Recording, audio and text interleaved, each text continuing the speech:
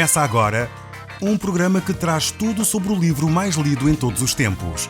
Apresentamos O Som do Livro.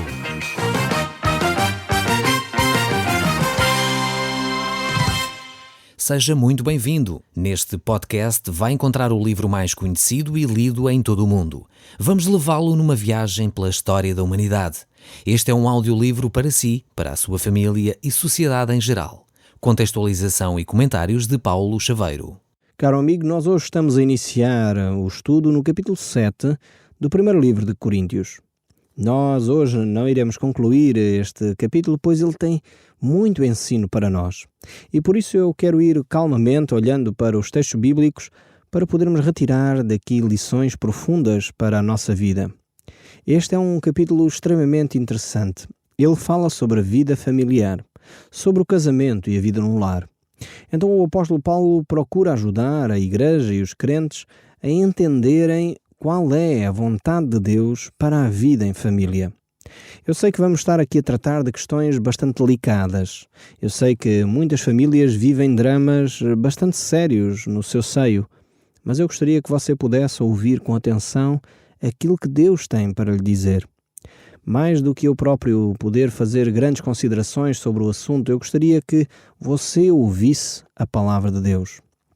E então, por isso mesmo eu pedia a sua atenção de uma forma muito concreta. Parasse o que está a fazer e pudesse ouvir aquilo que Deus quer falar ao seu coração.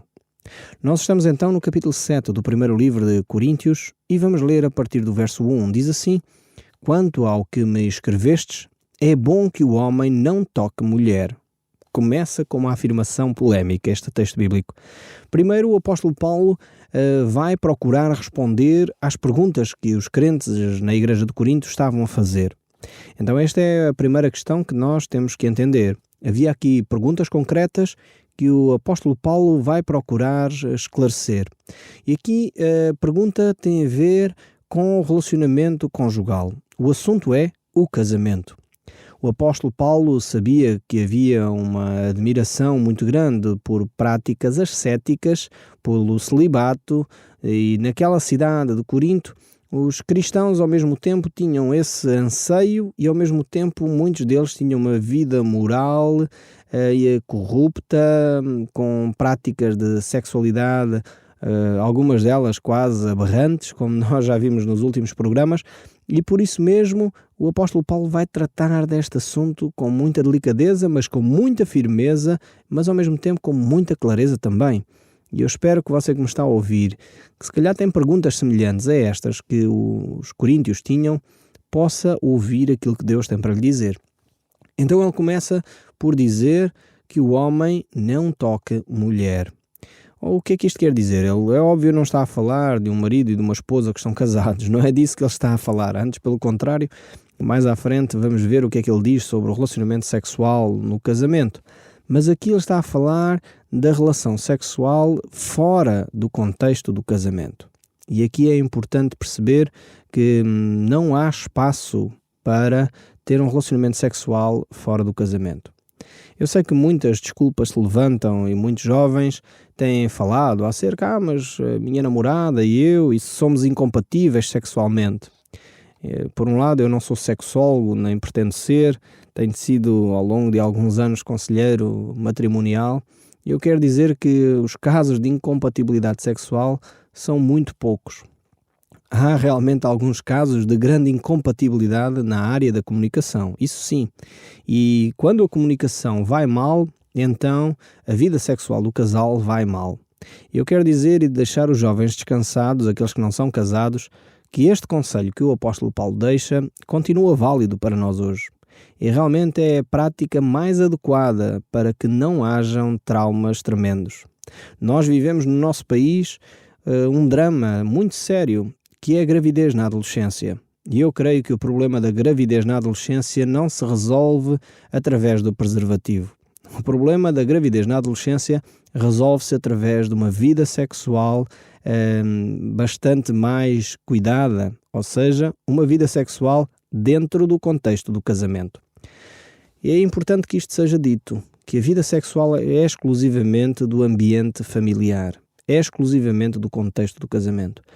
Porque depois, se não percebemos isto e se não entendemos que a virgindade é realmente algo que deve ser levado a sério, e eu fico satisfeito por ver hoje em alguns países do Ocidente, nomeadamente os Estados Unidos, Canadá e outros, em que os jovens já começaram a perceber que não se deve ter este tipo de brincadeiras, entre aspas, na área sexual.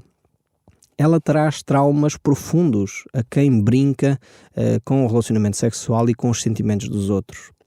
Nós temos visto publicidades, anúncios, filmes que levam a esta ideia de um relacionamento sexual como algo que é uma brincadeira, ou no fundo quase como um relacionamento sexual como sendo algo quase animalesco. Os animais é que realmente podem ter relações agora com um determinado, vamos supor, um pombo, tem um relacionamento com uma pomba, agora e a seguir tem com outra, e não há problema nenhum, porque eles não têm emoções. O ser humano não é bem assim. Quando se liga a alguém, quando tem um relacionamento sexual com alguém, ele se liga emocionalmente. Nós não somos bichos. E nesse sentido temos emoções, temos sentimentos. E o relacionamento sexual é algo que é belo, é algo que é santo, é algo que é bom, mas que deve ser guardado para o casamento. Pois esse é o único ambiente onde os traumas, onde as dificuldades, onde as gravidezes podem realmente ser desenvolvidas de uma forma natural e acolhedora. E no fundo, quando nasce um bebê nesse ambiente, é o fruto de um ato de amor. E realmente o relacionamento sexual deve ser, acima de tudo, um relacionamento e uma manifestação profunda do amor e do respeito que uma pessoa tem para com o outro. E eu gostaria que nós ouvíssemos aquilo que Deus tem para nos dizer nesta matéria, aqui neste texto. Então é importante que cada jovem que me está a ouvir perceba qual é a vontade de Deus nesta área da vida. Não basta dizer simplesmente que Deus reprova o relacionamento sexual fora do casamento. É óbvio que sim. E o apóstolo Paulo começa por dizer: o homem não toca mulher. Mas é importante também que os jovens entendam que isto não é uma questão de tentar privar as pessoas do prazer. Antes, pelo contrário. É para que os jovens possam ter e desfrutar o máximo de prazer que Deus pode e Deus quer que a pessoa tenha na vida sexual, mas isso dentro do contexto do casamento. Pois quando se tem um relacionamento sexual fora do casamento, isso traz traumas profundos, traz cicatrizes na consciência e nos sentimentos e nas emoções. E muitas vezes traz aquilo que é visível, a gravidez indesejada. Não deve ser simplesmente pelo receio da gravidez indesejada que os jovens se devem privar do relacionamento sexual, mas acima de tudo pelos traumas e as feridas profundas que eles deixam na nossa alma. E isso nós deveríamos levar em consideração. Deveríamos tomar isso como algo muito sério, pois elas podem ficar na nossa alma para toda a vida. Então é importante ouvir estes conselhos que o apóstolo Paulo deixa aqui. Então o homem não toque mulher. Fora do contexto do casamento, a virgindade, a abstinência é a palavra de ordem. E realmente ela tem-se manifestado aquilo que é mais interessante e melhor para o ser humano, quer para o homem, quer para a própria mulher. O apóstolo Paulo fala deste assunto com conhecimento de causa. Provavelmente ele era ou viúvo ou solteiro. Há poucas dúvidas sobre esta matéria, mas a maior parte dos pensadores acreditam que ele era viúvo, pois para pertencer ao Sinédrio era necessário ele ser casado. E Paulo, em alguma altura da sua vida, ele tinha pertencido ao Sinédrio antes de se tornar cristão. Por isso mesmo, é possível que ele tenha sido viúvo. E o ponto de vista de Paulo é que o homem não casado é mais livre para servir a Deus sem as preocupações e os cuidados que um casamento implica. Então ele diz algo no verso 32 e 34. O que realmente eu quero é que estejais livres de preocupações. Quem não é casado cuida das coisas do Senhor, de como agradar ao Senhor. Mas o que se casou cuida das coisas deste mundo, de como agradar à esposa. Assim está dividido. Também a mulher, tanto a viúva como a virgem, cuida das coisas do Senhor para ser santa, assim no corpo como no espírito. E a que se casou, porém, se preocupa com as coisas do mundo, de como agradar ao marido. Deus quer que o homem coloque o seu reino e a sua justiça acima de qualquer interesse do mundo. E nós sabemos que o casamento é algo que Deus instituiu. Foi Deus quem criou o conceito de família. Foi Ele que estabeleceu essa mesma família. Foi Deus que uniu homem e mulher e disse: eis que isto é muito bom. Por um lado, se Deus no início, quando viu o homem só, percebeu que não era bom que o homem estivesse só, por outro lado, Ele ao ver o homem casado, junto com uma mulher, Ele os uniu e disse realmente que isto era algo muito bom. E por isso mesmo temos então estas duas ideias. Portanto, se a pessoa opta pelo celibato, não peca, mas se a pessoa opta por casar, também não peca. Então a pessoa deve se manter naquilo a que Deus o chamou. Este é o princípio que o apóstolo Paulo vai defender também aqui. E de alguma forma ele vai mostrar que para casar ou ficar solteiro, isso deve ser um dom. É algo que a pessoa deve receber para se manter acima de tudo no relacionamento com Deus e ao mesmo tempo se manter santo. E vamos continuar a ver o que é que o texto bíblico diz. Mas por causa da impureza, cada um tenha a sua própria esposa e cada uma o seu próprio marido. Então ele agora vai começar a mostrar porque é que as pessoas devem casar. A regra geral é que o homem então seja casado, por um lado, por essa foi a primeira instituição que Deus criou. A razão é muito simples. O celibato é bom, como diz o próprio apóstolo, mas a tentação sexual é algo que é real. A tentação sexual torna-se, digamos, uma constante. Se a pessoa não vigia, realmente ela torna-se constante. E no estado celibatário, a pessoa não tem forma de resolver este problema de uma forma santa, de uma forma saudável diante de Deus. Torna-se uma tentação crescente. Enquanto a pessoa estando casada, a tentação então poderá ser aliviada, podemos dizer assim, quando o marido tem um relacionamento com a sua esposa. Então, por causa da imoralidade, e era grande a imoralidade na cidade de Corinto, ele sugere então que o homem e a mulher possam então casar, devam ter esse relacionamento. Paulo trata deste assunto à luz de uma situação histórica e bem específica da igreja de Corinto. Mas, no entanto, eu creio que este princípio mantém-se ainda válido para nós hoje. O verso 3 prossegue: o marido conceda à esposa o que lhe é devido, e também, semelhantemente, a esposa ao seu marido. Aqui, mais uma vez, o apóstolo Paulo está a falar do relacionamento conjugal, do relacionamento sexual, mas não só, não vamos limitar simplesmente a esse aspecto. É verdade que aqui o aspecto principal é esse, mas, no entanto, o relacionamento entre marido e mulher não se esgota nesta área. Então é importante perceber que o marido e a esposa devem se preocupar com o outro. Ou seja, o marido não deve estar mais preocupado consigo, deve se preocupar com a sua esposa e a sua esposa deve se preocupar com o seu marido. Então isto é algo que é fundamental. Quando num casamento se estabelece o egoísmo e cada um começa a pensar mais em si do que no outro, realmente isso cria grandes tensões. É por isso mesmo que o apóstolo Paulo diz que o marido deve conceder à esposa o que lhe é devido. E assim a esposa deve conceder ao marido. Mas ele não fica por esta ideia. O verso 4 prossegue: a mulher não tem poder sobre o seu próprio corpo, e sim o marido. E também, semelhantemente, o marido não tem poder sobre o seu próprio corpo, e sim a mulher. Aqui nesta matéria, o apóstolo Paulo coloca homem e mulher em nível de igualdade. E isto é importante que se lhe diga. Provavelmente as mulheres, quando me ouviram ler esta primeira parte do versículo, começaram a ficar assustadas. Pensavam que era só para elas que Deus estava a falar que elas não tinham domínio sobre o seu próprio corpo e sim o marido. Mas o mesmo é válido para o marido. Ou seja, cada um é do outro. Cada um pertence ao outro.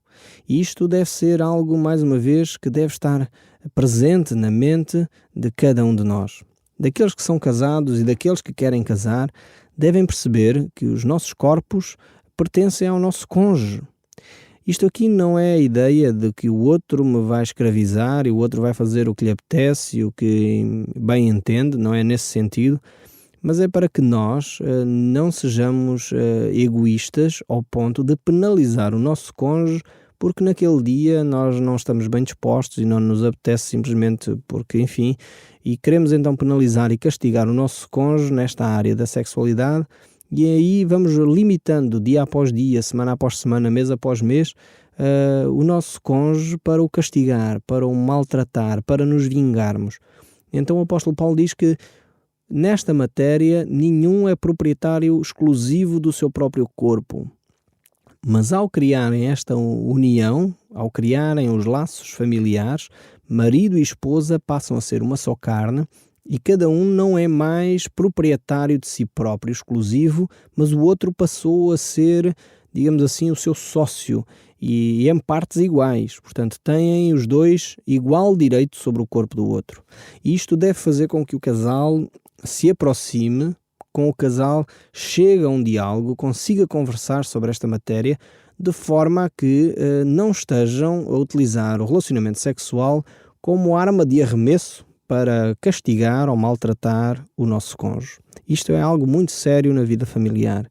Eu sei que talvez algumas pessoas até estarão chocadas ao ouvir com tanta franqueza e transparência tratarmos destes assuntos.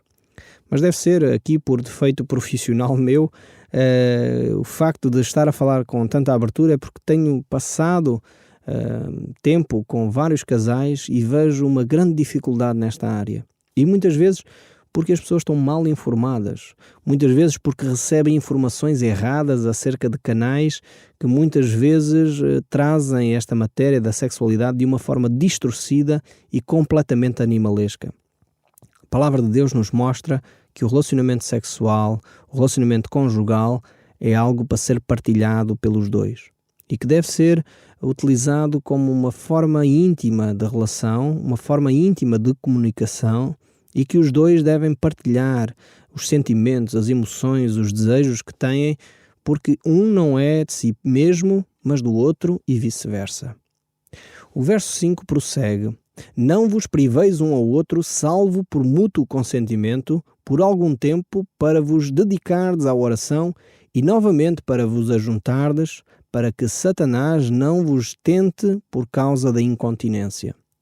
Então este texto aqui, mais uma vez, reforça essa ideia de que o relacionamento sexual não deve ser uma arma de arremesso. Ou seja, a pessoa diz: maltrataste-me hoje, disseste uma coisa que não me agrada, já fizemos as pazes, mas hoje então não tenho relacionamento sexual contigo. A palavra de Deus mostra que aqueles que são cristãos, mulher e homem, devem de entender o relacionamento sexual como algo bom que Deus ofereceu ao casal.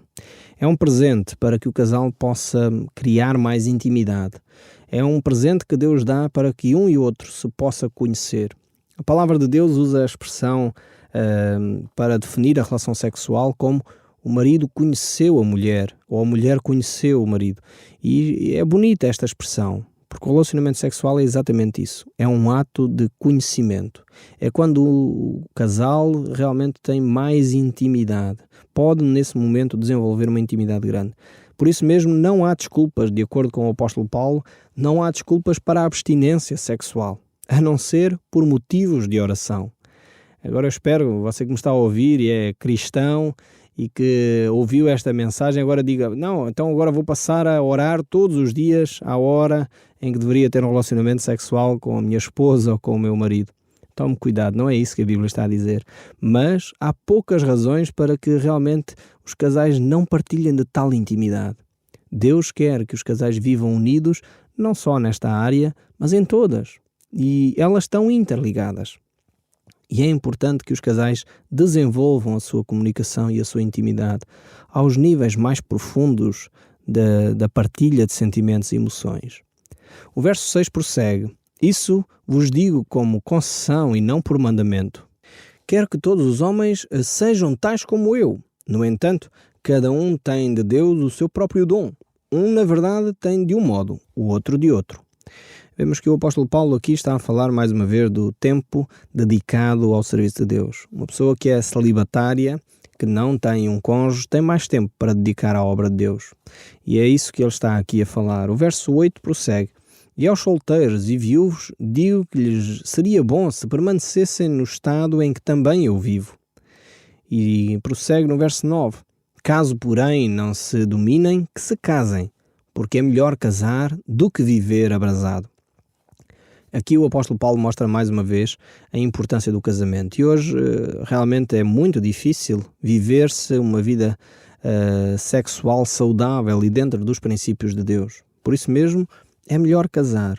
Agora, o casamento deve ser tratado com cuidado. pois cada vez vemos os casais com mais frustrações, o stress do dia-a-dia, não permitindo que os casais partilhem o seu tempo uns com os outros, não tenham tempo um para o outro, e isso leva muitas vezes a que eles dentro da própria casa se vão afastando um do outro, vão se tornando uns desconhecidos no mesmo quarto. E isso leva muitas vezes os casais a viverem vidas frias e vidas que realmente deixaram de ter comunhão. Por isso mesmo ele desafia que aqueles que não conseguem se dominar casem, mas casem realmente como deve ser, com tempo para se dedicarem um ao outro. O verso 10 prossegue: Ora, aos casados ordeno não eu, mas o Senhor, que a mulher não se separe do marido. Aqui este capítulo vai entrar agora numa questão bastante delicada, a questão do divórcio.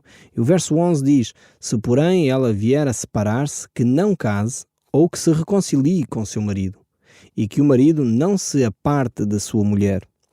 Aqui é um texto bastante sério e, mais uma vez, necessitaríamos de entender o que é que o texto está a falar. Está a falar de um contexto muito específico acerca da perseguição na igreja naquela altura, em que ser cristão colocava a vida em risco e alguns dos casais preferiam realmente não viver dessa maneira. Por isso o verso 12 prossegue: Aos mais digo eu, não Senhor, se algum irmão tem uma mulher incrédula e esta consente em morar com ele, não a abandone.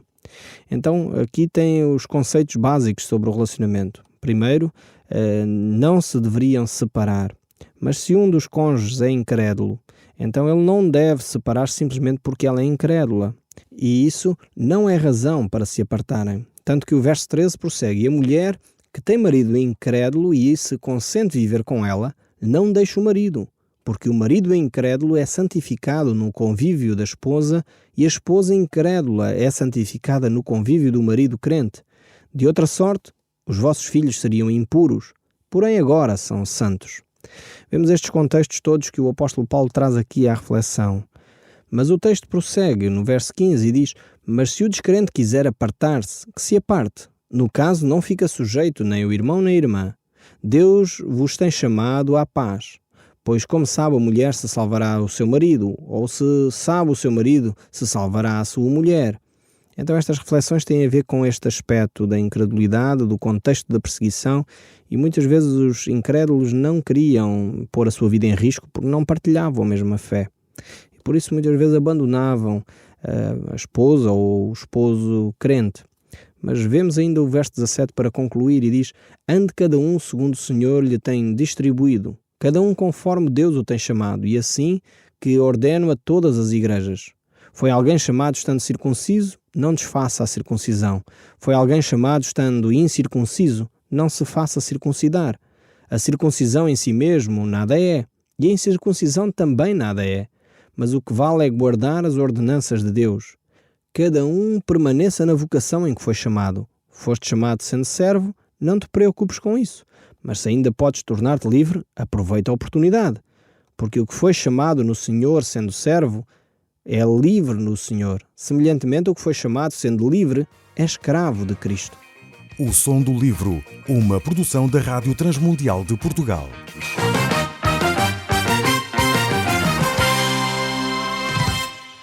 RTM. Conhece todos os nossos programas em rtmportugal.org. Uma produção da Rádio Transmundial de Portugal.